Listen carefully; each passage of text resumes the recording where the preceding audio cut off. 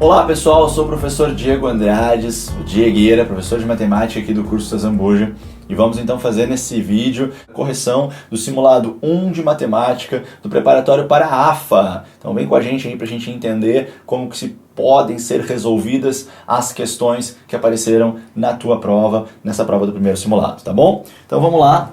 Primeira questão de matemática, não era essa a numeração, né, lá na prova, mas tudo bem. Nossa questão aqui, nessa primeira questão de hoje, tá? Sejam os conjuntos A, B e C. Então, conjunto A, naturais múltiplos de 2, são os números pares. Conjunto B, inteiros maiores que menos 2, indo até igual a 9.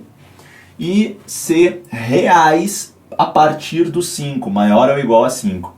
Queremos a soma dos elementos que formam o conjunto interseção de A com B, tirando C fora. Vamos olhar melhor para o conjunto A e vamos ver que o conjunto A ele vai ter dentro dele os números 0, 2, 4, 6, mas o conjunto A ele é um conjunto infinito, porque não limitou ele. O conjunto B vão ser os inteiros maiores que menos 2, então vai pegar toda essa galera aqui e vai até o 9. Vou lá, vamos até o 9, falta pouco aqui, já foi. Pronto, fui. Só que o C, ele vai pegar todo mundo, na verdade o C ele vai ser uma reta numérica, né? Assim, um jeito de expressar ele. A partir do 5, né? Indo para valores maiores que 5, é todo mundo, tá? E então, a interseção de A com B, tá? Acaba sendo o quê? A interseção de A com B acaba por ser o 0, o 2, o 4, o 6 e o 8. Essa seria a interseção de A com B, tudo bem? Mas como eu quero fazer a interseção de A com B tirando o C fora, o que vai sair fora? Vai sair esse e vai sair esse, porque não poderia estar no C. Assim, o nosso conjunto ficou apenas com o 0, o 2 e o 4. E se a gente quer a soma desses elementos, essa soma ela está dando 6. Né? 0 mais 2 mais 4 está dando 6. Essa é a nossa resposta. Nas alternativas, 6 não é maior do que 8. 6 possui 4 divisores. Né? Os divisores do 6, observe, são o 1, o 2, o 3 e o próprio 6. Fechou? A letra B é a nossa resposta. 6 não é um número primo, 6 não é divisor de 3. O 3 é que é divisor de 6. Então a resposta certa é a letra D, galera. Fechamos a primeira questão aqui. Questão número 2. Aí considere as afirmações. 3 afirmações para a gente julgar, vamos ver quais são verdadeiras. Se o conjunto 5,7 está contido no A e o conjunto A é subconjunto desse conjunto maior, então os possíveis conjuntos A são em quantidade de 6. Será que existem só 6 conjuntos A? Será que existe mais? Temos que julgar isso. 2. Se A e B são conjuntos quaisquer, então sempre temos isso. Vamos julgar a primeira, depois eu olho as outras duas. Afirmação 1. Bom, eu preciso que meu conjunto A tenha pelo menos o 5 e o 7 dentro dele, porque senão essa parte aqui não estaria correta. E eu preciso que o meu conjunto A tenha, no máximo dentro dele, esses elementos. Não pode ter ninguém além desses, senão ele não estaria contido aqui dentro. Então, que possibilidades eu teria para o A? Né? Vamos julgar aqui a afirmação 1. O meu A ele pode ser o 5 e 7 exatamente, ou ele pode ter, além do 5 e do 7, ele pode ter o 6, ou além do 5 e do 7 ele pode ter o 8, ou além do 5 e o 7 ele pode ter o 9. Mas ele também pode ter 2 dentro dele, né? Ele pode ter o 5, o 6, o 7 e o 8. Ele pode ter o 5, o 6, o 7 e o 9. E ele pode ter o 5, o 7, o 8 e o 9. E ainda pode ser o próprio conjunto 5, 6, 7, 8, 9. São essas as possibilidades para o conjunto A. Tá? Então nós temos aqui 1, 2, 3, 4, 5, 6, 7, 8. Deu 8 possibilidades, não 6. A afirmação 1 ela é falsa. Não posso dizer que 1, 2 e 3 são verdadeiros, nem 1 e 2. Tá? E com isso eu já sei que a afirmação 3 é verdadeira. Né? Enfim, tá? Realmente o quadrado de um número irracional pode ser um número irracional. Vou jogar 3 aqui já rapidão contigo, porque tu poderia pegar, por exemplo, o número raiz cúbica de 2, que é um número irracional. E se tu elevar ele ao quadrado, tu vai ter raiz cúbica de 4, que continua sendo irracional. Então sim, o quadrado de um irracional pode ser um irracional. Vamos ver a 2 então, porque nós não sabemos se ela é verdadeira. Se A e B são conjuntos quaisquer, então sempre que eu pego a interseção do A com o vazio e junto com a interseção do B com o vazio, eu chego na união do A com B. Não, isso não pode ser verdade. Porque imagina que o conjunto A tem alguém dentro dele, imagina que o conjunto B tem alguém dentro dele, mas se eu fizer a interseção de A com o conjunto vazio, eu quero ver o que eles têm em comum, e aí vai acabar dando um conjunto vazio. E se eu pegar a interseção de B com o conjunto vazio, o que o B e o vazio têm em comum? O vazio. E se eu juntar o vazio com o vazio, vai dar o vazio. E aí não está certo, porque se o A e o B tivessem elementos dentro dele, a união não ficaria vazia. Então está errada essa conclusão aqui, tá bom? E a afirmação 2 está errada, portanto, ficamos apenas com a 3 como verdadeira. Letra C é a nossa resposta aqui da resolução dessa questão da AFA, tá bom? Do nosso simulado AFA. Questão número 3 do teu simulado. A soma de dois números está dando 475, e se a gente dividir o maior por 16 e o menor por 3, a gente vai obter o resto zero e vamos obter quocientes iguais. Encontre os dois números e selecione a opção incorreta. Então eu tenho que os dois números são A e B, eu vou chamar eles de A e B, tá? E eu tenho que a soma deles dá 475.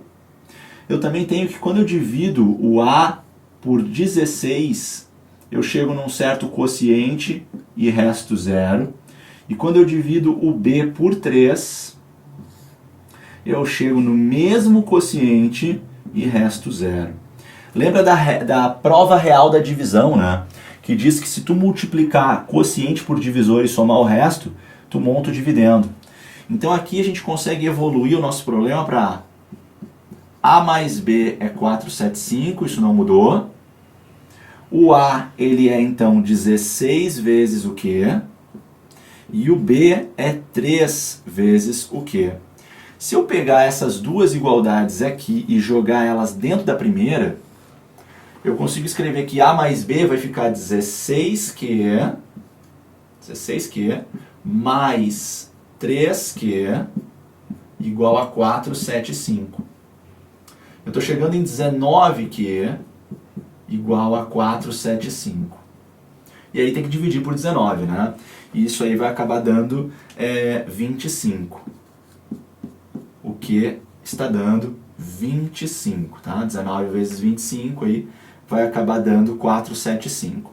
E aí com isso eu vou descobrir o A e o B. Então o meu A é 16 vezes isso dá 400. E o meu B é 3 vezes dá 75, até pela soma, né, que tinha que dar 475. Achei o A e achei o B, vamos julgar. Um deles é quadrado perfeito, tá certo, 400 é quadrado perfeito. Nós queremos marcar a incorreta, cuidado, hein? A incorreta. O menor deles é divisor do maior, essa tá errada. O 75 não é divisor do 400, tá aqui nossa resposta. O quociente, a divisão do maior pelo menor vai dar uma dízima. Sim, vai dar uma dízima sim, tá? Basta tu fazer a divisão, tu vai ver na simplificação que vai dar 9 embaixo, já era, tá? Enfim, vai dar uma dízima. Então tá certa essa afirmação. E 1.200 é múltiplo dos dois, de tanto um quanto o outro. É verdade, tá? 1.200 é múltiplo de 400, e se tu pensar na divisão, tu vai ver que vai dar certinho também pelo 75. Então nossa resposta é apenas a letra B, porque é a única incorreta aqui nessa questão um pouquinho trabalhosa, tá bom? Questão número 4, a solução da equação é um número que é potência de 2, é prima menor que 5. Vamos dar uma olhada. Para a gente resolver uma equação irracional, a gente vai elevar ao quadrado na esperança de simplificar as raízes. Porém, aqui vai dar um produto notável. Vai dar quadrado do primeiro, 2 vezes o primeiro vezes o segundo, mais o quadrado do segundo, e aqui deu o quadrado do 3. O que tu vai fazer agora? Organiza, né? Tu tem 2x, mais 1 com menos 8 dá menos 7. Aqui dentro tu tem uma raiz de um produto, que é x mais 1 por x menos 8. e aqui tenho 9. Agora eu preciso me livrar dessa raiz que sobrou. O que eu vou fazer? Eu vou tirar todo mundo que está perto dela e vou jogar para o outro lado. E eu vou deixar essa raiz sozinha. Quando ela estiver sozinha, eu elevo de novo ao quadrado e daí eu vou matar ela. Aí eu fico sem raiz para resolver meu problema. Então jogando o 2x menos 7 para lá, eu fico com 2 vezes a raiz. Já vou fazer esse produto aqui dentro, tá? Vai dar x ao quadrado, vai dar menos 7x menos 8. E do lado de cá, o 2x veio negativo e o menos 7 veio positivo. Reparem que todo mundo é par, né? O 2 e o 16. Então eu vou dividir todo mundo por 2, tá? Divide todo mundo por 2, fica somente a raiz de x ao quadrado menos 7x menos 8. E aqui fica então menos x mais 8. E agora eu vou elevar ao quadrado de novo dos dois lados para matar a raiz que tinha sobrevivido. Então ficou apenas o que tinha dentro da raiz, depois que eu elevei ao quadrado. Né? E do lado direito, produto notável, quadrado do primeiro, 2 vezes o primeiro vezes o segundo, quadrado do segundo. Reparem que a gente vai poder cancelar esse x ao quadrado ao fim do processo. E agora o que a gente tem que fazer é organizar. Se o 16 vai para lá, eu vou ter 16 menos 7, que dá 9x.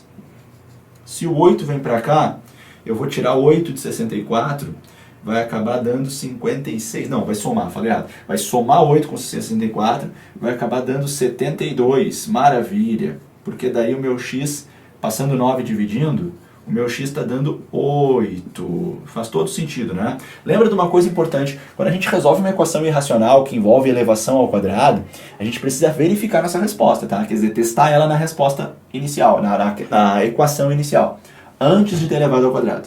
Se tu botar o 8 aqui, 8 mais 1 dá 9, raiz de 9 dá 3. Se tu botar o 8 aqui, 8 menos 8 dá 0, raiz de 0 dá 0, 3 mais 0 dá 3. Está verificada, a resposta ela é confiável. Essa resposta não é uma potência de 2. Essa resposta, que é o 8, né, que a gente achou. Aliás, falei errado. O 8 é uma potência de 2, é a letra A, porque 8 é 2 dá 3. O 8 não é primo, o 8 não é menor que 5 e o 8 não é quadrado perfeito. Agora sim, resposta correta, letra A, porque o x é 8 e é potência de 2. Questão número 4 está executada. Questão número 5. Uma torneira pode encher um tanque em 9 horas e outra pode encher o mesmo tanque em 12 horas. E se juntamente com essas duas torneiras fosse ligada uma terceira torneira, o tanque ficaria cheio em 4 horas. Mas eu não sei essa torneira, essa terceira, como é que ela funciona. O tempo que a terceira torneira levaria sozinha para encher o tanque é quanto? Problema das torneiras, um problema clássico na matéria de proporções. O que a gente pode fazer como bizu para fazer rápido essa questão? Pega os inversos dos tempos individuais, soma os inversos dos tempos individuais, cuida que tu não tem um dos tempos, que é o que tu quer, mas a soma dos inversos dos tempos individuais nos leva ao inverso do tempo total.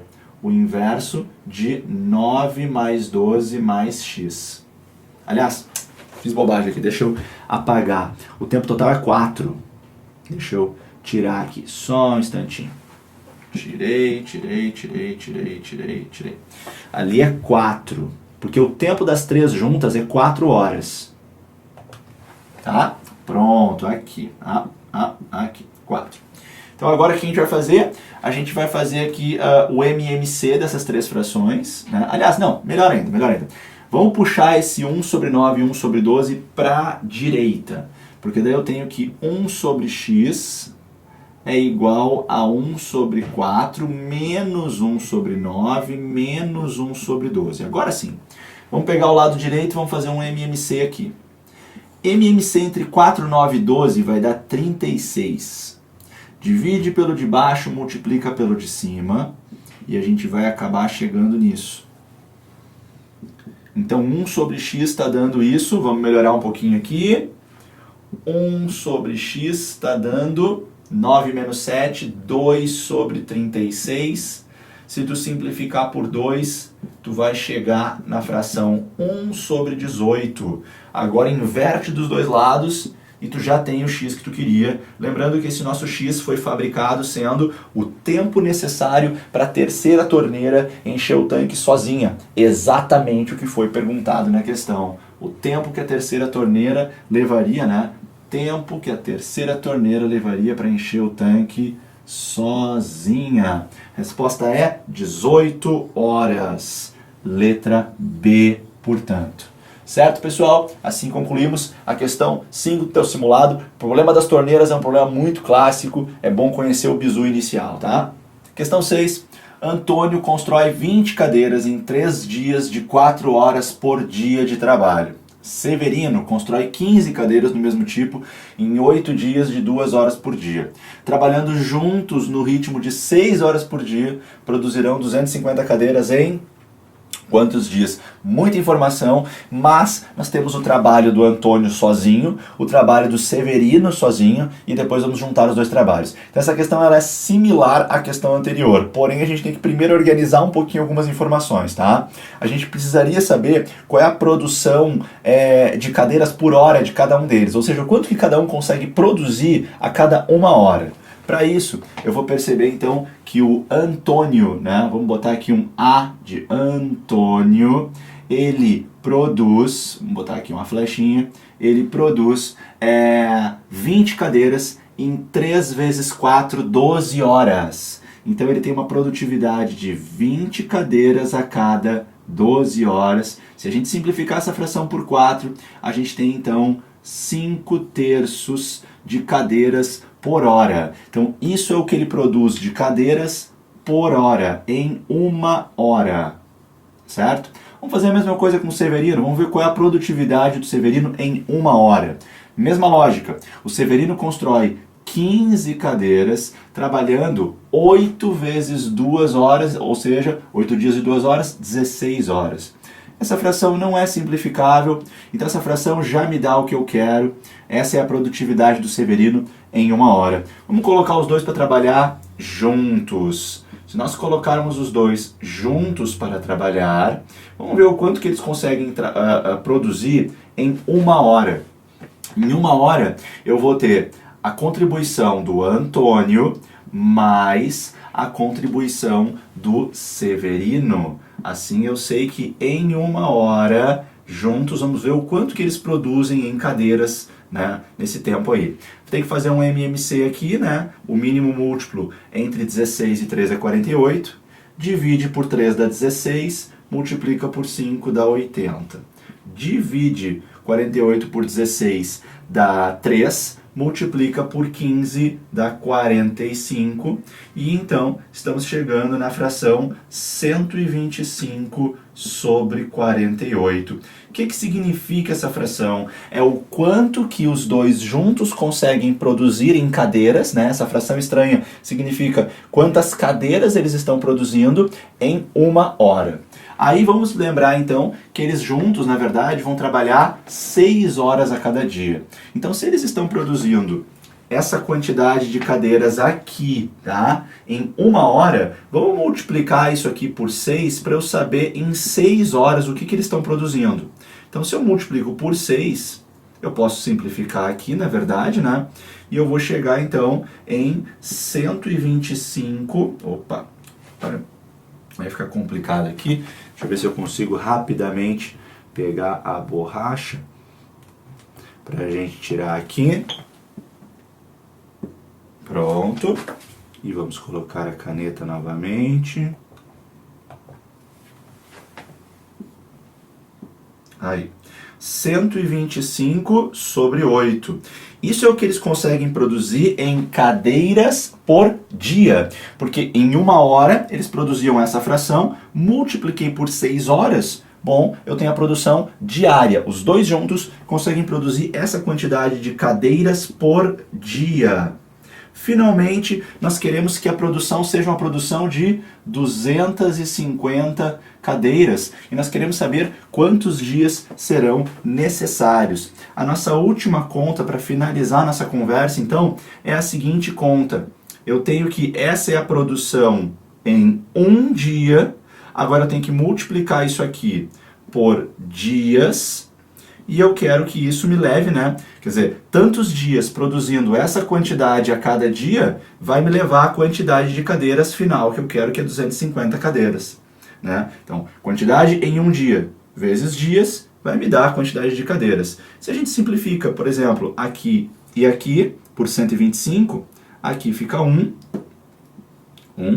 aqui fica 2, e então ficou x sobre 8 igual a 2, o 8 passa multiplicando, a gente finaliza dizendo então que o x, ou seja, a quantidade de dias que nós vamos precisar é 16 dias. Então, em 16 dias, letra B, nós conseguimos fabricar as 250 cadeiras. Então é uma questão um pouco mais trabalhosa, né? Chegamos às produtividades individuais, somamos para ter a produtividade conjunta em 1 hora, multiplicamos por 6 para saber a produtividade diária dos dois juntos, e depois botamos um x na quantidade de dias necessário para que a gente transforme aquela produtividade em um dia em uma produção total que a gente quer de 250, tá bom? Então resposta aqui, letra B nessa questão.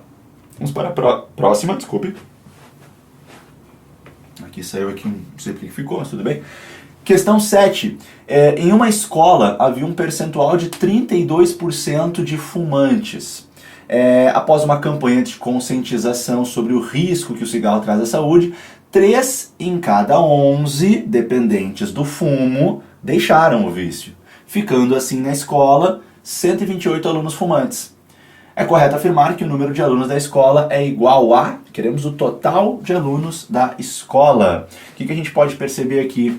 Existiam 32% de alunos da escola que eram fumantes. Só que eu não sei quantos alunos tinha na escola, né? Então eu sei que os fumantes na escola eram 32% de X, podemos dizer assim, né?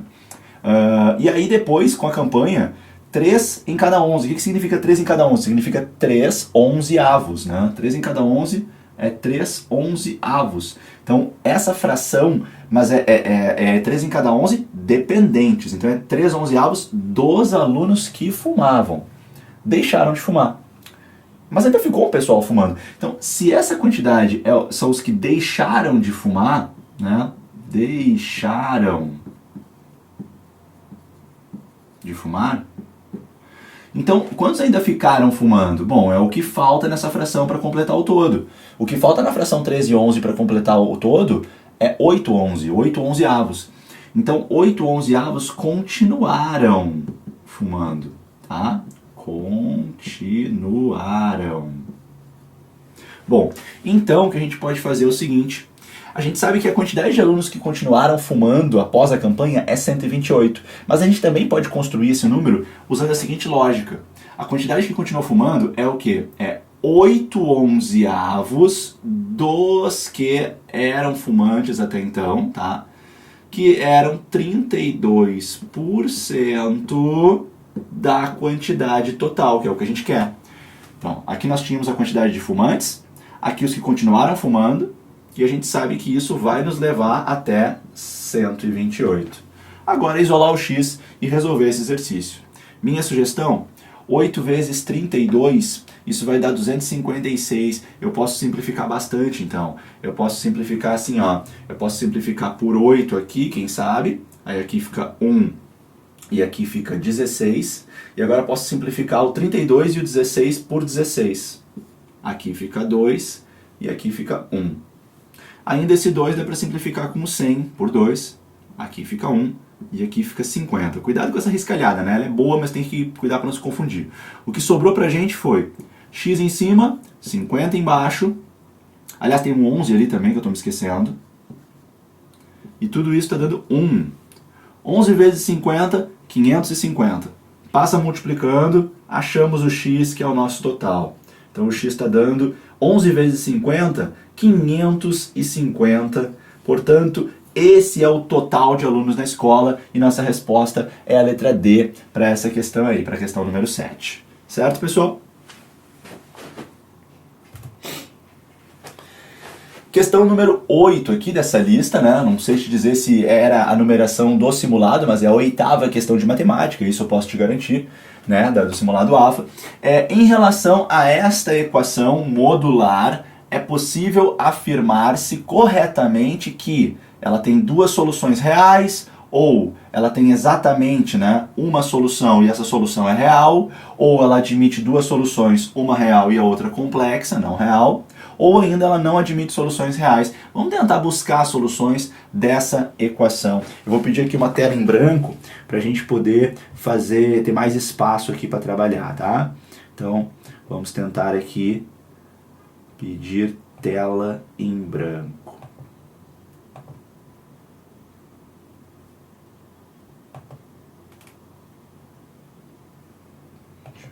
Onde que eu vou aqui? Não. Aqui. Não é isso. Tela branca. Pronto, vamos lá.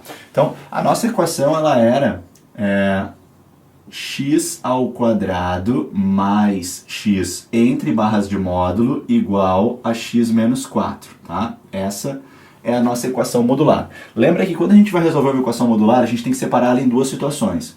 A gente tem que considerar a possibilidade de que o módulo não esteja fazendo nada, ou seja, o número que estava dentro das barras de módulo era positivo ou era zero, e aí o módulo não precisou agir. Ou eu tenho que considerar que o módulo agiu. E se o módulo agiu, eu tenho que considerar que o que estava lá dentro tinha um sinal que foi trocado. Nesse caso, considerando que o módulo agiu, tu vai tomar uma decisão que seria ou pega tudo que está dentro do módulo e troca o sinal de tudo que estava lá dentro, ou deixa como está lá dentro, mas troca o sinal de tudo que estava lá fora do módulo. São as tuas opções. Tanto faz qual tu vai escolher, tá? Mas na segunda caminhada que tu vai fazer para a resolução do problema, tu precisa fazer isso, tá? Que significa considerar que o módulo agiu, ele fez aquela alteração de sinal. Eu vou trocar o sinal do que estava do lado de lá, vai ficar menos x mais 4. E vou resolver as duas equações, tá? Então, resolvendo as duas equações, perceba que aqui nós vamos ter x ao quadrado igual a menos 4. E x ao quadrado igual a menos 4 não vai nos levar para um caminho, para uma solução real. Porque não tem número que ao quadrado, número real, tá? Que ao quadrado fique negativo. Não tem como. Então daqui a gente vai dizer que não temos soluções reais, tá? Então aqui, por esse caminho, essa equação que nasce aqui, essa vertente aqui do problema, não tem raízes reais. Tá? Depois a gente retoma lá as alternativas. Vamos agora ver o outro caminho. Pelo outro caminho, a gente vai poder organizar todo mundo do lado esquerdo, porque não teve aquele mesmo cancelamento de antes. Então eu vou ter x ao quadrado mais 2x menos 4 igual a zero. Vamos analisar o delta primeiro, o discriminante, né, da Bhaskara que está se anunciando aqui, porque se o delta der negativo, daí significa que não vai ter raízes reais também. E aí, bom, nós vamos saber qual alternativa marcar, né? Aquela que diz que não tem solução real. Mas o delta aqui, se tu fizer o cálculo, tu vai pegar b ao quadrado, vai dar 4, menos 4 vezes a vezes c, tu vai acabar, né, chegando em 20. 20 é um número positivo, isso significa que vai ter raiz real essa equação. Essa equação aqui vai ter raiz real. Aí se a gente continua a Bhaskara, né, a gente vai achar as soluções fazendo menos b, mais ou menos, raiz de delta sobre 2a. E aí, caminhando com isso aqui, a gente vai poder simplificar a raiz para 2 raiz de 5. E a gente pode dividir os dois que estão ali em cima, esse e esse, com esse aqui de baixo. Então nós estamos chegando em x igual a menos 1 mais ou menos raiz de 5, tá? E portanto as nossas soluções, particularmente falando, são menos 1 mais raiz de 5, e a outra solução é menos 1 menos raiz de 5. São soluções dessa equação aqui, tá bom? Mas eu tenho que tomar um pouco de cuidado para ver se essas soluções elas são coerentes, para ver se elas fazem sentido no meu problema, tá? Quando eu tenho módulo, é prudente a gente sempre verificar, a gente fazer a prova real, a gente testar nossas soluções. Para isso, eu vou te lembrar que a raiz de 5, ela vale aproximadamente 2,2. É um arredondamento que para a prova da AFA é legal a gente mais ou menos levar na cabeça. Portanto, arredondando nossas respostas, a primeira raiz que a gente achou seria menos 1 com mais 2,2. o que ficaria aproximadamente 1,2. E a nossa segunda raiz, desculpa aqui, ficaria menos 1 com menos 2,2, com esse arredondamento, o que seria aproximadamente menos 3,2. Agora eu peço que tu pegue esse x que a gente encontrou e coloque ele na primeira situação, ou seja, na equação que gerou toda a nossa conversa, na equação que nós estamos buscando as soluções. Por essa busca, a gente viu que não vai ter solução real. Por essa busca, apareceram dois candidatos que eu estou agora olhando para eles de uma forma um pouco mais, talvez, palpável. Agora vamos ver se essas soluções elas são coerentes. Como assim, professor? Ora, não te esquece que o que vai sair daqui de dentro, com certeza, ou é zero, ou é um número positivo. O módulo não deixa que o resultado que vai sair de dentro dele seja negativo. Então nós temos a certeza que do lado esquerdo, não importa quem é o x, do lado esquerdo da conta, nós temos um resultado que é positivo ou zero. Ele não pode ser negativo. Agora perceba que esses dois candidatos que aparecem pra gente, 1,2 e menos 3,2, qualquer um deles, quando for substituído no lado direito, vai acabar fazendo com que o lado direito fique negativo. E isso não faz sentido. Não tem como um módulo dar como resposta um resultado negativo. Portanto, esses candidatos não são verdadeiras soluções e então a verificação nos mostra que a equação ela não possui raízes reais. Aliás, não possui raízes, né? Talvez tenha raízes imaginárias porque a gente não foi olhar para cá, mas dentro dos reais a gente não vai ter nenhuma solução real para esse problema, tá bom? Portanto, vamos voltar aqui para a tela. Deixa eu achar aqui o mouse, aqui. Voltando para a nossa tela, né? Essa nossa equação, ela admite exatamente duas soluções reais? Não, não encontramos soluções reais. Ela admite exatamente uma solução que é real? Não, não encontramos isso. Ela admite duas soluções, sendo uma real e a outra complexa? Não, não foi isso que a gente encontrou. E ela não admite soluções reais? Isso sim, isso está certo. Então, letra D é a nossa resposta, né? Ela pode ter soluções imaginárias, a gente não examinou isso e não foi necessário. Mas a letra D, então, comprova o que a gente conseguiu descobrir naquele cálculo, certo? Então, assim a gente fez uma análise prudente da questão 8. Vamos adiante. Questão 9. Se f, que é uma função que vai de reais para reais, ela tem esta fórmula. F de uma soma se torna igual à função do primeiro elemento da soma, mais função do segundo, mais o produto dos dois. Então aqui é uma função que foi inventada aqui com uma certa lógica, não vamos ficar questionando muito isso. E ela vai valer para quaisquer dois números reais A e B, né? Claro, pertencentes ao domínio da função. E ainda te avisa que f de 2 é igual a 3. E aí te pede f de 11. Nossa, como a gente vai fazer f de 11? A gente precisa de uma estratégia, né? Precisamos pensar no 11 como sendo uma soma de dois números e eu conseguir aplicar a fórmula nessa soma, né?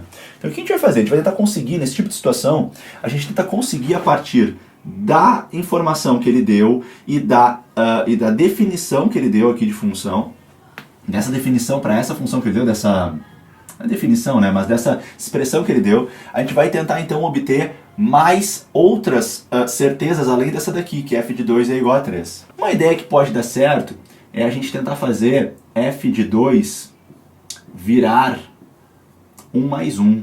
Olha só. No lugar do 2, eu vou colocar 1 mais 1, porque 1 mais 1 é 2. Só que aí se eu aplicar a fórmula, né, o meu A está valendo 1 e o meu B está valendo 1. Então a fórmula que ele ensinou é assim, ó. É f do A mais f do B mais A vezes B. E, bom, eu sei que isso vai dar lá no final, vai dar 3. Então, eu consigo dizer que, trabalhando do lado esquerdo dessa igualdade aqui, tá? Vamos olhar para essa igualdade aqui. Trabalhando do lado esquerdo dela, eu tenho f de 1 mais f de 1, eu tenho 2 vezes de f de 1. 1 vezes 1 é 1, né? E aí agora eu posso pegar esse 1 que está aqui, jogar ele para lá. Eu tenho que 2 vezes a f de 1 é igual a 2, porque esse 1 foi para lá subtraindo. O 2 passa dividindo. E eu consigo descobrir que f de 1 vale 1. Tá? Não é que sempre vai ser assim, hein, galera? Não vai sair dizendo assim, ah, óbvio, né, senhor, f de 1 é 1. Não, não é óbvio não. Mas nesse exercício é isso que está acontecendo. Então agora eu sei que f de 2 é 3 e eu sei que f de 1 é 1. Bom, eu quero chegar na f de 11, né? Será que eu não consigo f de 3? Vamos ver. F de 3 eu consigo se eu trocar o número 3 por 2 mais 1 e aplicar a regra. Reparem, a regra é f de 2 mais f de 1 mais 2 vezes 1. E reparem que eu tenho tudo, porque f de 2 foi dado pra gente, é 3. Opa, 3. F de 1 a gente acabou de descobrir, é 1. E 2 vezes 1 é 2, claro. E essa conta é muito tranquila, está dando 6. Então a gente acabou de descobrir que f de 3 é 6. Pronto, legal. Temos essa informação. Mas a gente quer o f de 11. E o f de 4, será que eu consigo? F de 4 é f de 2 mais 2. Ah, tô pegando o jeito, vamos lá. Então, é f do 2 mais f do 2 mais 2 vezes 2. Bom, então vamos fazer mais rápido isso aqui. F de 2 é 3, f de 2 é 3 e isso é 4. Então essa soma está dando 10. Então eu ganhei mais uma certeza. F de 4 está dando 10. Se a gente aplicar isso no 8, dando um salto um pouco mais longo, eu consigo trocar o 8 por 4 mais 4 e repetir o mesmo processo. Reparem. Eu vou ter f de 4 mais f de 4 mais 4 vezes 4. Aproveitando o resultado anterior, que a gente acabou de ganhar, f de 4 é 10. Então eu tenho 10 mais 16, 36. Sendo assim, eu tenho que f de 8 está dando 36. Nossa, quando é que vai acabar isso? Agora a gente encerra. F de 11, reparem. F de 11, olha como a gente vai conseguir finalizar a questão. A gente pode trocar o número 11 por 8 mais 3. Porque 8 mais 3 é 11. E essa troca é uma troca que vai nos ajudar. Por quê? Porque F de 8 a gente acabou de fabricar, é 36. F de 3 a gente tinha fabricado mais cedo, deu 6. E 8 vezes 3 é uma conta tranquila de se fazer, 24. Então a gente tem f de 8, que é 36, mais, vamos anotar aqui, 36, mais f de 3, que é 6, isso já está dando 42, mais 8 vezes 3, 24, então essa soma está dando 66. Finalmente achamos f de 11, deu 66, resposta letra D. Então essa questão, um pouco trabalhosa, exige que a gente examine a estrutura dessa brincadeira que ele deu pra gente e busque um caminho para chegar no 11, seguindo as regras do jogo, tá? E aí achamos esse caminho, portanto, tá aí, questão número 9. Questão número 10. Seja f de r em R uma função definida por... E aí essa função é definida de dois modos. A função vai ser dada por 1 mais x ao quadrado se o x for racional. Mas a função vai ser 1 menos x ao quadrado se o x for irracional. Muito bem. Então vamos dar uma olhadinha no que ele quer. Ele quer f de 0,1 mais f de 1 menos raiz de 2 mais f de 2 na menos 1. Então essa questão mexe com o conceito de função, mas também mexe com conjuntos numéricos, né? Saber reconhecer o que é racional e o que é irracional. Vamos dar uma olhadinha. Quando a gente trabalha f de 0,1, eu preciso que tu perceba que 0,1 é o que a gente chama de um número decimal exato. Ele é 1 sobre 10. Ele é um número racional. Portanto, para esse x, como ele é racional, eu vou usar a estrutura 1 mais x ao quadrado. Ou seja, 1 mais 0,1 ao quadrado. Isso vai acabar dando 1 mais 0,01 e, finalmente, 1,01. Tá bom? Depois, para a gente buscar f de 1 menos raiz de 2, eu preciso que tu perceba que 1 menos raiz de 2 é um número irracional. Eu não consigo operar essa subtração, né, porque ela envolve naturezas muito diferentes uma da outra, tá? E também o número raiz de 2 é uma raiz não exata e raízes não exatas geram números irracionais.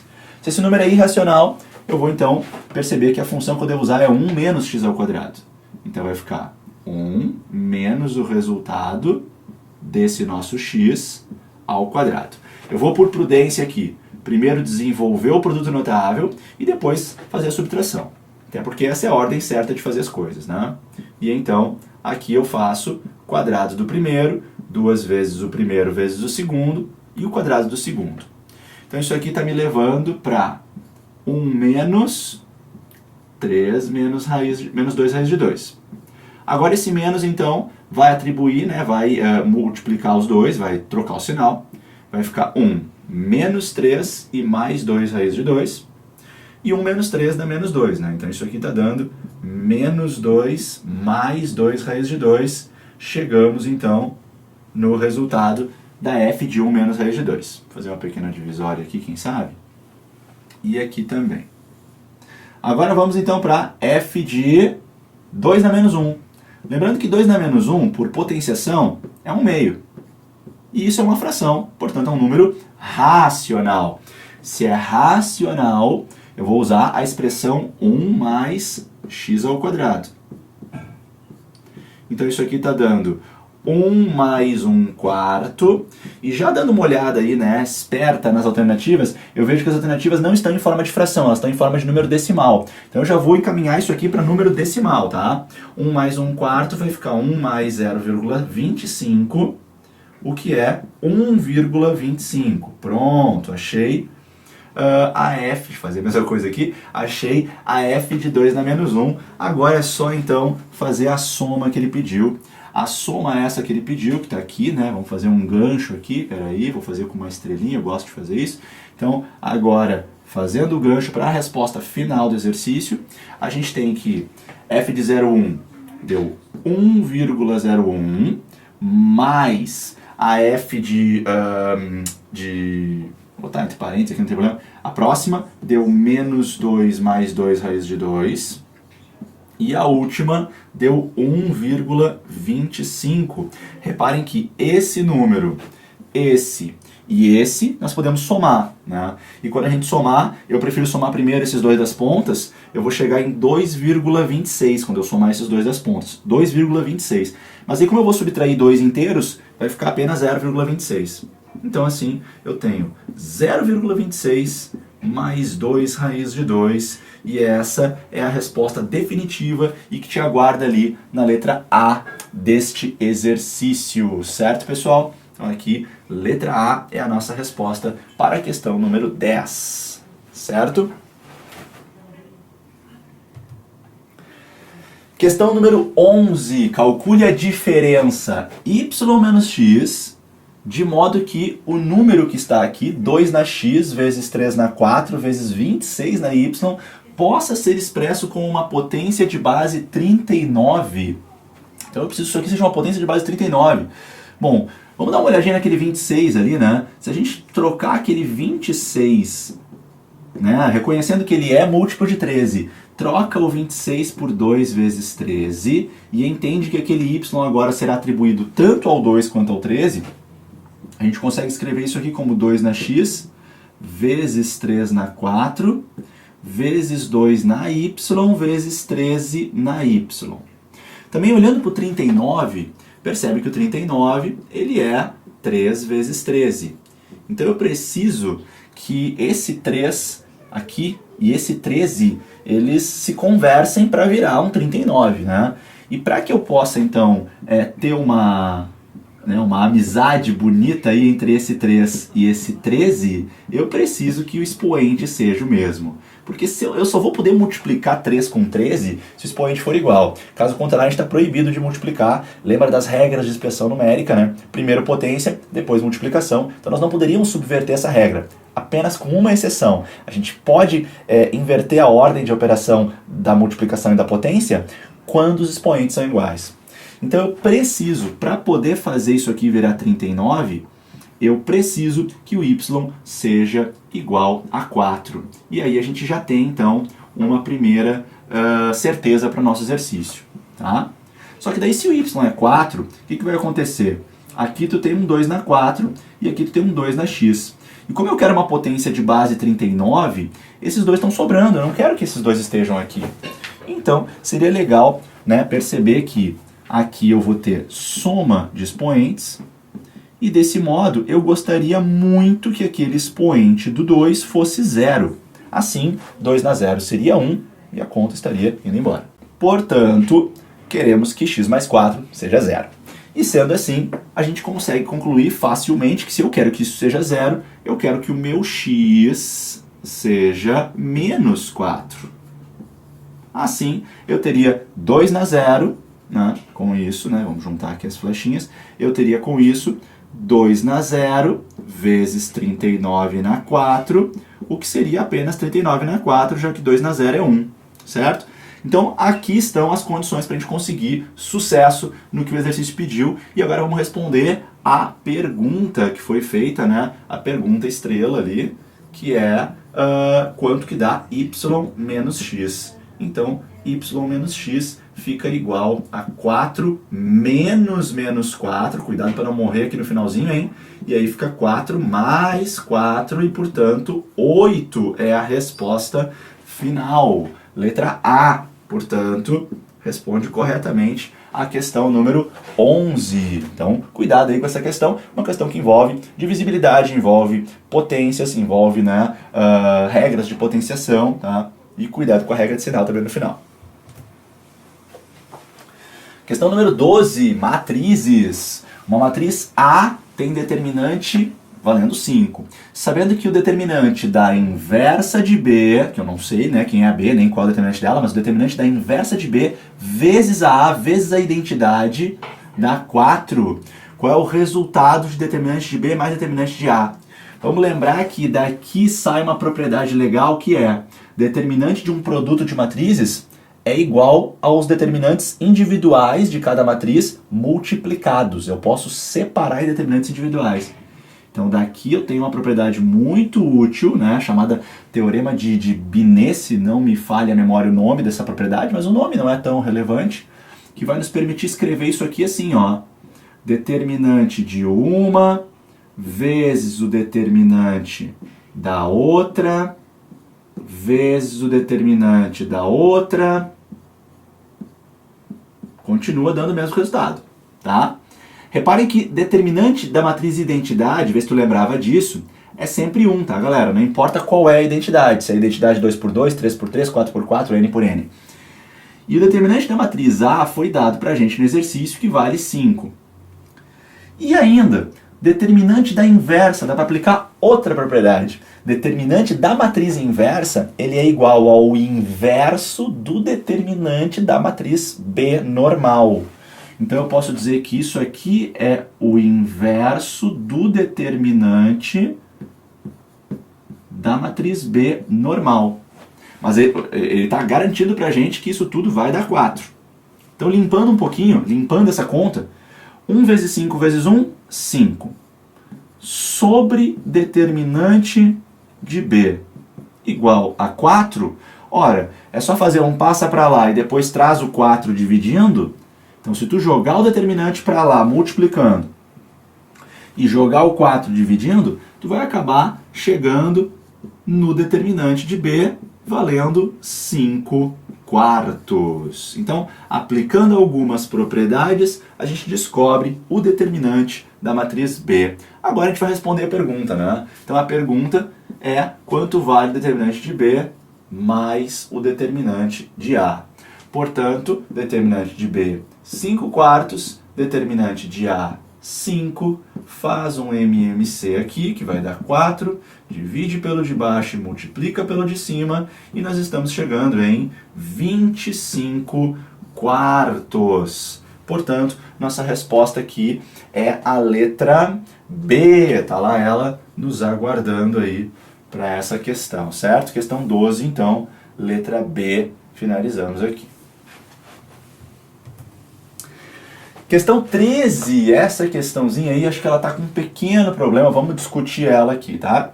Bom, nós queremos que o produto matricial A por B, né, o produto dessas duas matrizes, seja inversível, certo? E aí vai pedir qual é a condição aqui, né, para a letra A, que aparece diversas vezes aqui nas matrizes, né, para que ela, né, realmente torne esse determinante inversível. Bom, um caminho que a gente pode fazer aqui é olhar para essas afirmações, essas alternativas, elas estão dizendo o seguinte: aqui eu tenho uma equação de segundo grau. Se tu encontrar as raízes dessa equação de segundo grau, tu vai ver que as raízes, né, são, né, aqui eu estou pedindo que isso aqui não pode ser zero. Se eu estou pedindo que isso aqui não pode ser zero, eu poderia buscar quando que é zero. E as raízes aqui seriam 2 e 3. 2 e 3, tá bom? Então eu precisaria que o A não fosse 2 e que o B não fosse 3, porque faria zerar. Se a gente fizer isso em cada uma das alternativas, a gente acha que os valores de A não poderiam, então, se eu não quero zerar, os valores de A não podem ser 0 e 5. Então aqui, na verdade, o que eu estou fazendo, galera, é achar as raízes, tá? Aqui, os valores de A que zerariam seriam o 0 e o 1, então eles estariam proibidos. E aqui teríamos o 0 proibido e o 2. Bom, uma coisa trabalhosa que nós poderíamos fazer seria testar esses valores, todos eles, né, nas matrizes. Mas espera aí, o que eu estou fazendo, né? Como é que eu vou decidir se as matrizes são inversíveis ou não? Vamos lembrar então de uma coisa mais importante. Para que uma matriz seja inversível, eu preciso que o determinante dela seja inversível. Então, eu quero que o determinante de A vezes B não seja zero. Se isso ocorre, a minha matriz ela é inversível. Tá? Então é isso que eu preciso cuidar. E lembra, por propriedades, a gente viu isso agora na outra questão, que eu posso quebrar isso aqui em determinante de A vezes determinante de B. Então, se eu quero procurar quando que essa equação aqui, que essa multiplicação fica diferente de zero, dá na mesma que procurar quando que ela fica igual a zero, encontrar os valores que fazem essa equação ficar igual a zero e proibir eles, porque nós não queremos eles. Então eu vou procurar aqui, tá? Quando que determinante de A vezes determinante de B fica igual a zero. Reparem que quando tu tem uma multiplicação que dá zero, tu pode trabalhar separadamente nos personagens. Então eu quero que o determinante de A seja igual a zero, ou quero que o determinante de B seja igual a zero. E trabalhando separadamente em cada uma delas, eu vou então procurar os determinantes. Quando eu faço o primeiro determinante, multiplico assim, eu tenho 3 na 2A, né, vai ficar menos, na verdade, né, menos 1, né, menos 1, que vai ser essa multiplicação aqui, aí eu subtraio, 3 na 2A menos 1 igual a 0, o 1 passa para lá, 3 na 2A teria que ser igual a 3 na 0, cortam as bases, e o A fica 0. Então, A igual a 0 iria zerar o meu determinante A. Ele é um valor proibido. Eu tenho que proibir ele. Então isso quer dizer que a letra A com certeza está errada, porque a letra A não proibiu ele. Mas as outras proibiram, então todas as outras seguem no páreo. Agora eu tenho que ver qual é o outro valor proibido, que não apareceu no primeiro determinante. Vamos ver se ele aparece no segundo. Tá? Aqui a gente poderia até daqui a pouco testar valores, né? Porque ou é o 5, ou é o 1, ou é o 2. Se a gente testasse valores, vamos ver, a gente teria, para a matriz com o 5 ali, eu teria 7 na 5 menos 3, ficaria 7 na 2, e 7 na 2 daria 49. 8 na 5 menos 3 fica 8 na 2, que dá 64. Aqui fica 7, e aqui fica 2 na 2, que é 4, certo? Se a gente faz o produto cruzado, 49 vezes 4, isso vai dar 196. Quando eu faço essa outra multiplicação aqui, 64 vezes 7 não vai dar 196, ou seja, não vai zerar. Então o valor proibido que eu procuro não é o 5, não é. Vamos ver se é o 1 o valor que eu estou procurando. Aí eu vou ter que, de repente, limpar um pouquinho a tela. Deixa eu pegar uma borracha aqui e limpar um pouco pra gente. Então deixa eu procurar o outro valor proibido. Borracha.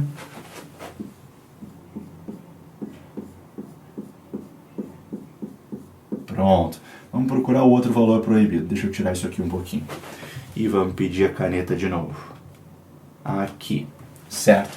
Agora eu quero testar se o 1 é o outro valor proibido, né? Eu sei que ele não é um valor proibido na matriz A, mas ele pode ser na matriz B. Então vamos ver. Se eu colocar o número 1 na matriz B, ela vai ficar 7 na menos 2, que vai ficar 1 sobre 49. 8 na menos 2, que vai ficar 1 sobre 64. 7 e 2 na menos 3, que é 1 sobre 8. Vamos ver se esse determinante vai dar 0.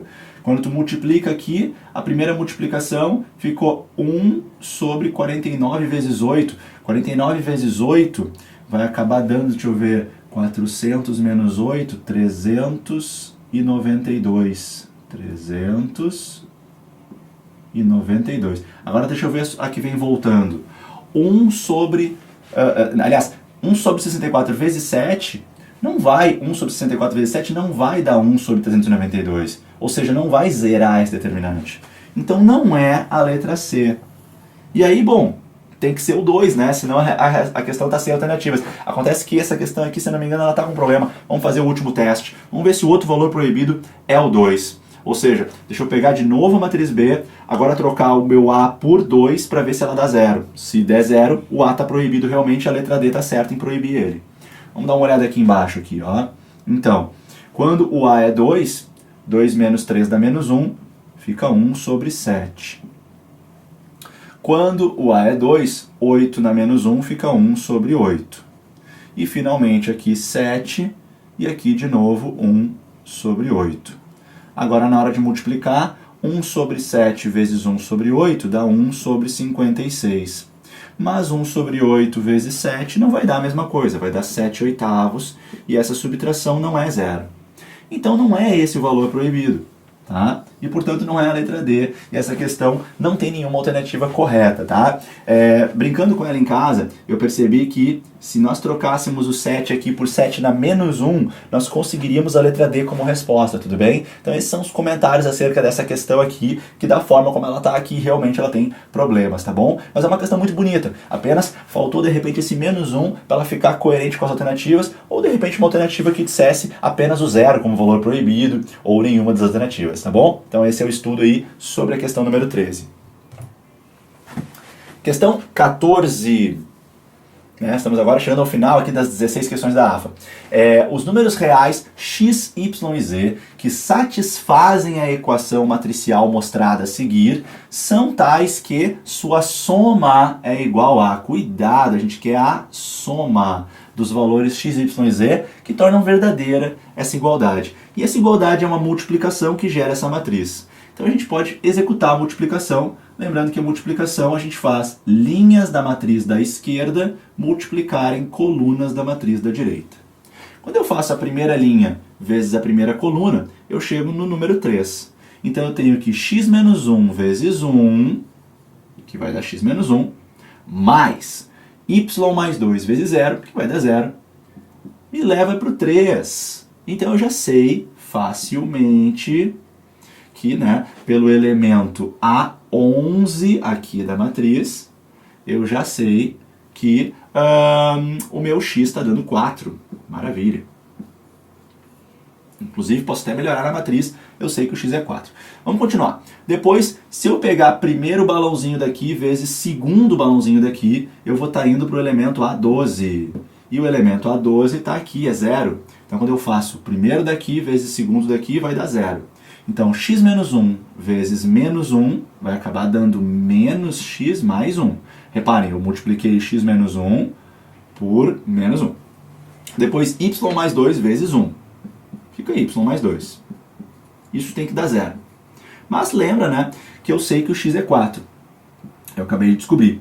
Então, eu tenho menos 4 mais 1 mais y mais 2 dando 0. Vamos organizar isso aqui. Menos 4 mais 1, menos 3. Menos 3 com mais 2, menos 1. E menos 1 joga para lá, fica 1. Acabei de achar o y. Legal. Agora vamos atrás do z, então. E aí, para a gente ir atrás do z, Enfim, vou pegar aqui a coluna que pega, alguma que pega o Z. Deixa eu pegar essa daqui que tem 0 aqui, ó. Eu vou pegar linha 2, coluna 1. Se eu vou pegar linha 2, coluna 1, eu estou fabricando esse elemento. E esse elemento é o menos 2. Então eu estou fazendo Z vezes 1, que é Z, mais esse trio vezes 0, vai dar 0. E isso tem que dar menos 2. Já foi, tenho o Z. Não esquece que a gente precisa da soma dos três. Portanto, a soma dos três, vamos botar aqui aquela minha estrelinha. A soma dos três vai dar quanto? Vai dar 4, que é o x, mais 1, que é o y, mais menos 2, que é o z. Está dando 5 com menos 2, está dando 3 a soma deles. Portanto, nossa resposta certa é letra D, pessoal, para a questão número 14. Multiplicação matricial, caindo em sisteminhas de equações, mas sistemas muito leves, nem precisamos trabalhar as equações uma com a outra, cada uma se resolveu em si. E assim fechamos a letra D para a questão 14. Questão número 15, penúltima questão da nossa prova. A sequência 1, 5, 9, reticências P é uma progressão aritmética, PA, na qual P é o maior valor dela, e esse maior valor é o maior valor possível menor que 2004. O termo médio dessa sequência é divisível por... Então vamos lá. Primeiro vamos tentar identificar qual é o último termo dessa PA. Reparem que nessa PA eu estou pegando sempre números que estão... Olha só, vou dar uma dica bem legal para ti. Claro que a gente está vendo, né, que essa PA aqui, ela está indo assim, né? Ela está indo assim, ó. Então ela está indo de 4 em 4, a razão dela é 4, a gente está vendo isso, né? Mas também é legal a gente perceber que cada número que está aparecendo aqui, se ela está indo de 4 em 4, cada número que está aparecendo aqui, perceba, ele é sempre o sucessor, olha bem, ele é sempre o sucessor de um múltiplo de 4. Reparem, o 0 é o múltiplo de 4, o 1 é o sucessor, o 4 é múltiplo de 4, o 5 é o sucessor, o 8 é múltiplo de 4. O 9 é o sucessor. Então, quem está entrando nessa PA, pelo que eu estou te mostrando aqui, isso é uma percepção bem legal, ajuda em vários problemas a enxergar isso.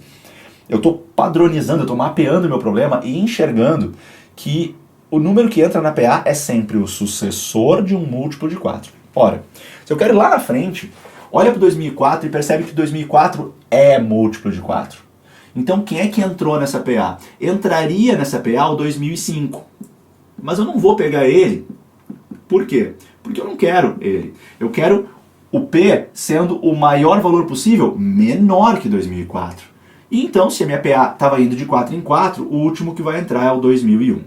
Esse é o P. Achei. Beleza. Agora, vamos se ligar que esse termo aqui, ele também é o que a gente chama de AN, ou seja, último termo da PA. E aí eu posso relembrar daquela relação muito interessante, muito boa de PA, que é último termo é o primeiro termo mais número de termos menos 1 vezes a razão. Reparem, nós temos o último termo, nós temos o primeiro, nós não temos a quantidade, nós temos a razão.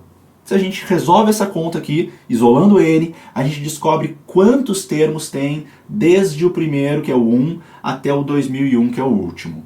E aí é só passar o 1 subtraindo, a gente tem aqui 2000.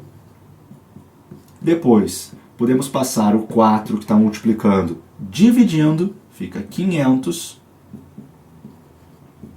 E depois pode passar o 1 somando, 501. Quer dizer que o número de termos dessa PA é 501. Essa PA tem 501 termos. E o termo médio, como é que fica? Que é o que ele está perguntando, né? O termo médio é o termo que está bem no meio, né? Se eu tenho 501 termos, como é que eu vou achar o termo médio? Uma forma de fazer isso é a gente pegar, quando a quantidade é ímpar, tá? Vamos botar aqui uma dica, né? Isso aqui, né, ajuda bastante. Quando a quantidade é ímpar, eu posso pegar o total para achar o termo médio, a posição, né? A posição do termo médio, eu vou achar ela fazendo o número de termos mais 1 dividido por 2.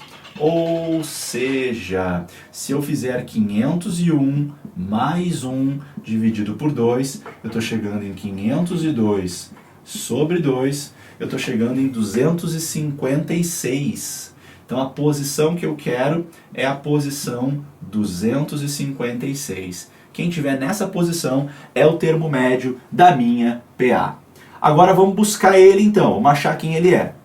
Aí eu vou fazer o seguinte. A 256 é o primeiro termo mais 255 razões. Vamos lá então. 4 vezes 255 vai acabar dando 1020, com mais um, 1021. Achei o termo médio, ainda falta mais um pouquinho de caminhada.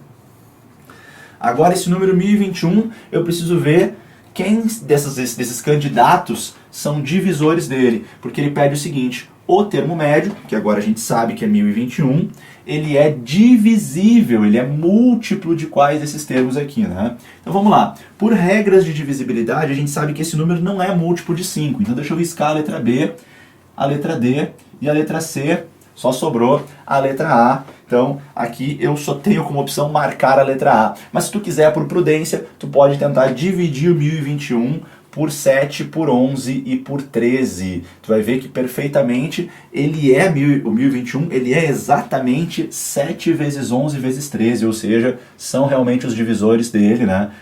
Além do número 1 e dele próprio, claro. Então, assim, letra A é a nossa resposta para esse problema de PA, com uma participação aí de divisibilidade. Certo?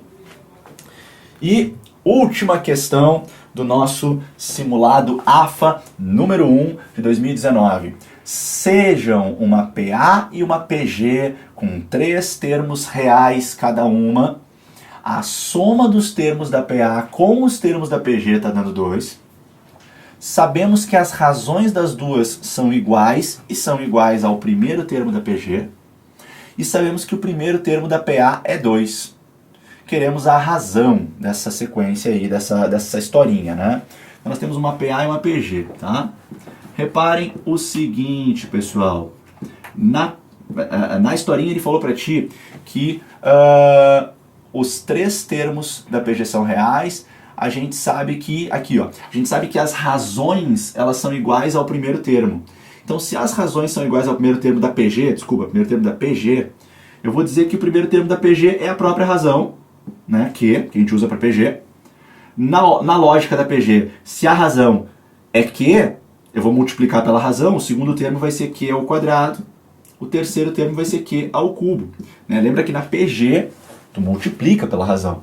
Então, se o primeiro termo é igual à razão da PG eu chamo de Q, vou chamar o primeiro termo de Q também, o segundo vai ter que ser Q vezes a razão, ou seja, Q ao quadrado, e o terceiro Q ao cubo, certo?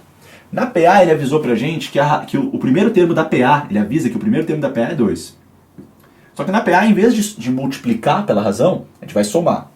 E ele falou que a razão é a mesma. Então a razão das duas, vamos anotar aqui, a razão das duas sequências, eu vou chamar do mesmo jeito, vou chamar de Q. É o mesmo número que eu estou codificando esse número pela letra Q, podia ser um X. Mas na PA, como eu vou somando, eu vou ter que chamar esse termo de 2 mais Q. E como eu vou somando na PA, eu vou ter que chamar o terceiro termo de 2 mais 2 razões. Soma uma razão, soma ela de novo. Multiplica, multiplica.